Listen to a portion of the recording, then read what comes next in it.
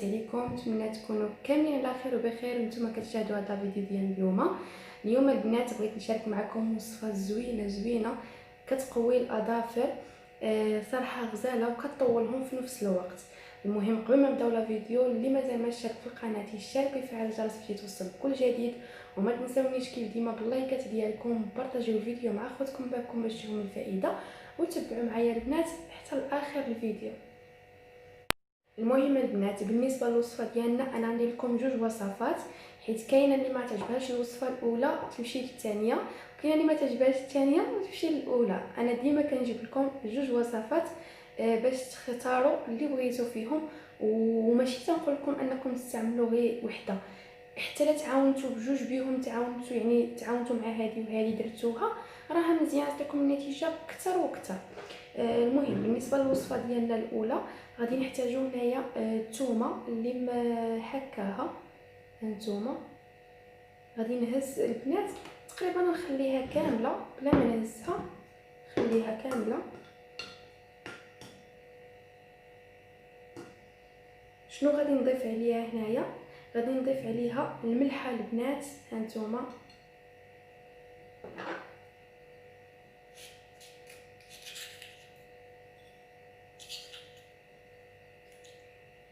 عرفتي وصفه خطيره، وفي 5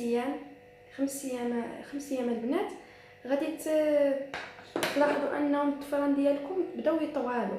راه في 5 ايام كتبان النتيجه زوينه.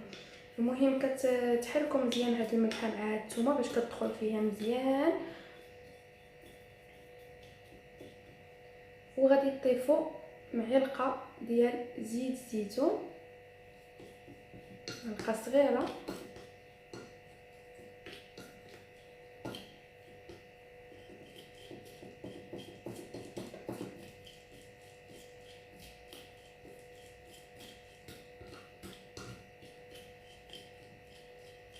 وراه هاد الوصفه هذه كتقوي حتى الطفران، يعني ماشي كيطوالوا صافي كيرشاو دغيا كيمشيو، لا كتقويهم، المهم كتردهم روعه. هنا نعصر النصف حامضه، غادي نعصر مزيان الحامضه، هاد الزيتون عفوا زيت الزيتون زيت الزيتون والثومه وكذلك الملحه. ودابا غادي نقطروا قطرات من عصير الحامض بهذا الشكل هذا.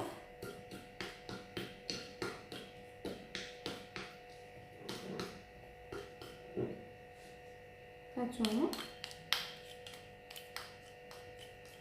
صافي من بعد ما كتحركوها مزيان كتطبقوها في الاظافر ديالكم على هذا الشكل هذا البنات. حاولوا انكم تصوبوهم مزيان باليد ديالكم، يعني باليد ديالكم، او تحشيو هكا يديكم من الصبعان ديال يديكم يعني الظفر، وتبقاو تحركوا مزيان هكا، راه كيدخل فيهم داك الملحه والثومه وزيت الزيتون والليمون البنات، وكيبقاو يقواو كيف قلت لكم وكيطوالوا. المهم جربوها بلا ما نزيد نشكر لكم، هي جربوها وردوا عليا الخبر. المهم كتخليوهم في يديكم، كديروها وتخليوها، كدوز واحد نصف ساعه كتغسلوا يديكم عادي. راه بوحدو داك الزيت كينشف، يعني داك الزيت ديال داكشي اللي طلق في الزيت راه كينشف بوحدو في الظفر ديالكم. ومن بعد صافي من كينشف صافي كتخليوه حتى كتغسلوا يديكم. راه النتيجه رائعه كيف قلت لكم. في 5 ايام غتلاحظوا واحد الفرق. انا البنات هنايا انا ما كنبغيش نكبر ضفاري، انا ما كنبغيش، اما يعني كل واحد واختياره. كاين اللي كيبغي يكبر الضفران، اللي كيبغي يقويهم. انا سبحان الله ما عنديش معاهم، دائما واخا كيكبروا لي كنقطعهم، ما كيعجبنيش يعني الضفران كبار. هانتوما انا ما كنكبرهمش وصافي كتبقاو دينوا بهذا الشكل هذا وتداوموا على هذه الوصفه هذه، وغادي تلاحظوا واحد النتيجه اللي هي زوينه. ويلا معايا الوصفه الثانيه اللي اكيد حتى هي غادي تعجبكم، وتعاونوا مع هذه الوصفه هذه وغادي تلاحظوا واحد النتيجه خياليه في مده قصيره. خليكم المهم بالنسبه للوصفه الثانيه شنو غادي نحتاجو فيها؟ هنايا عندنا فازلين البنات. هانتوما غادي نهزو منها معلقه اللي تكون صغيره، او نص معلقه اللي غديروها وغادي تخليوها في الطويصه وتبقاو تستعملوها. المهم هنايا كيف شفتوا نص معلقه او معلقه صغيره اللي غادي نضيفوا عليها زيت اللوز. زيت اللوز الحلوه البنات، نضيف ملعقه صغيره ديال زيت اللوز.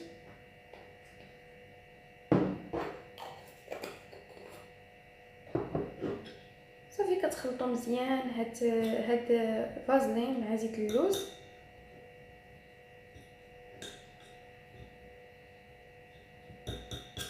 راه حتى هاد الوصفه هذه غير بوحدها النتيجه زوينه بزاف البنات.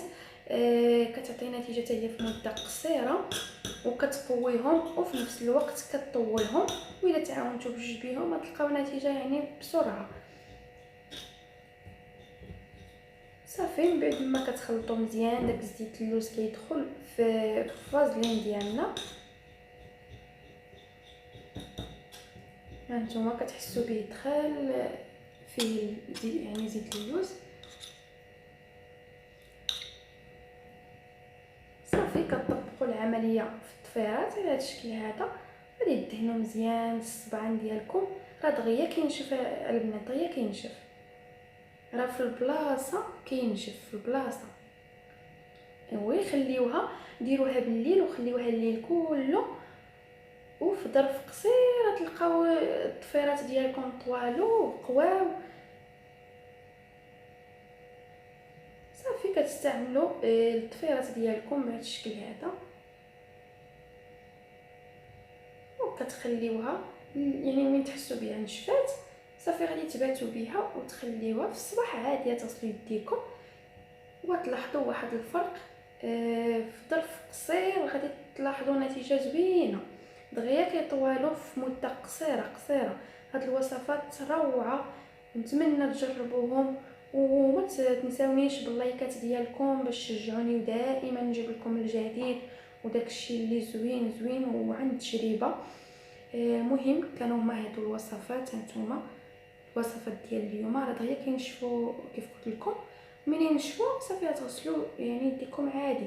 ياك انا درتها دابا كيف قلت لكم، انا ما عنديش مع الضفران، درتها دابا في ظرف قصير غنلقى الضفران ديالي واخا درتها غير مره واحده في ظرف قصير غنلقى الضفران ديالي يعني بداو يطوالوا. نتمنى البنات بلا ما نطول عليكم لا فيديو ديال اليوم ينال الاعجاب ديالكم، وما تنساونيش كيف ديما باللايكات ديالكم باش تشجعوني ودائما نجيب لكم الجديد. وتهلاو لي فراسكم والى اللقاء.